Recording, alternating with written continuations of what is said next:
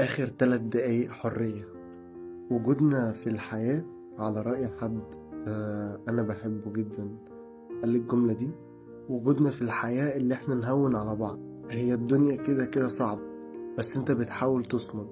وبما اني بحب التمثيل وقضيت 4 سنين في مسرح الجامعة بكل حب وشغف، بعيدا عن كل الحاجات الحلوة في الفترة دي، هي أجمل حاجة وقوفك على المسرح.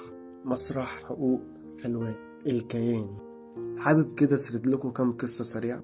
ده حزين جلد طبيعي بيتجلد بيه طفل عنده 6 سنين. بما ان الناس اللي انا هحكي عنهم بدون الحرية اللي انا اسرد القصص بتاعتهم، فهسردها بالتفاصيل.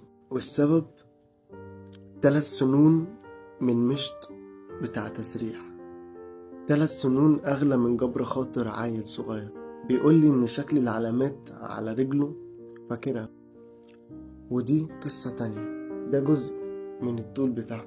عصاية بتستخدم في خناقات ودفاع عن النفس. أستاذة محترمة عندها أبناء لو حد قرب منهم هتفترسه. تضرب عيل عنده 9 سنين في عز البرد. دي ما تستحملش إن حد كبير يسلم عليه وينشف شوية. بتنزل على ايديه من كتر الوجع.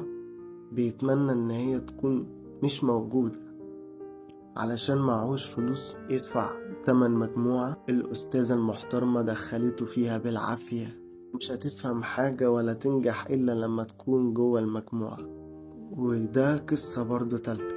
حد برضه بيقول وهو طفل كان كل همه إن هو يرسم ويعبر ويكتب مش يكذب، لأنه ما يعرفش الكذب. بيتضرب بنفس الحزام على حاجة ما يعرفهاش لمجرد إن القلم ده كان في بقه.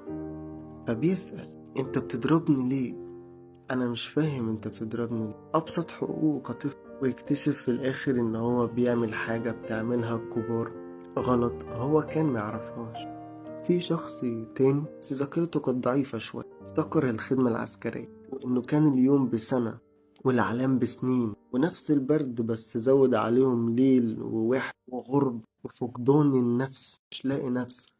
يرجع: يا الله كما خلقتني.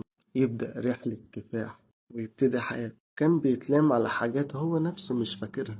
ربنا حاسبه على اللي عمله كله في حياته. بتلوموه ليه؟ وآخر واحد إن حضر أيام كان نفسي حد يكون معاه بكلمة.